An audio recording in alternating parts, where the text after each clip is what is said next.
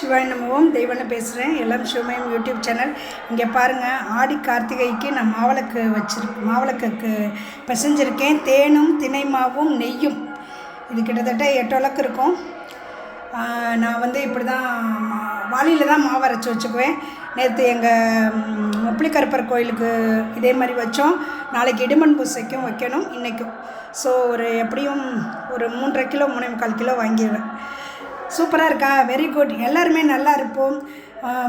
முருகப்பெருமானுக்கு தேனும் தினை மாவும் நெய்யும் போட்டிருக்கேன். ஓகே, சரி, எல்லாருமே நல்லா இருப்போம். நாம் அனைவரும் நீண்ட ஆயுள், ஆரோக்கியம், சகல ஐஸ்வர்யத்தோட, பேரும் புகழோட, 7 தலைமுறையும் என்றென்றும் சிரஞ்சீவியாய் சேர சொல்ல பாண்டியர் போல முடிசூட்டி சாந்தி சதாபிஷேகம் மகாசிவம் செஞ்சுக்குவோம். கோடீஸ்வரரா, குபேரரா, சோமஸ்கந்த மூர்த்தியா, கைலை மலையா உயர்ந்து நல்லா இருப்போம்.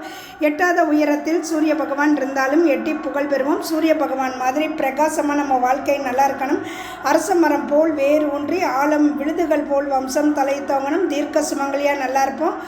முருகப்பெருமானை போற்றி. தேனுங்கிறதுனால தேனுபுரீஸ்வரரை போற்றி, தேனம்மையை போற்றி, தேனீஸ்வரரை போற்றி, தேனி மலையானை போற்றி, நெய்யாடி அப்பரை போற்றி, திணை யோசிப்போம். Very good. எல்லோரும் நல்லா இருப்போம். எல்லோரும் நல்லா இருங்க.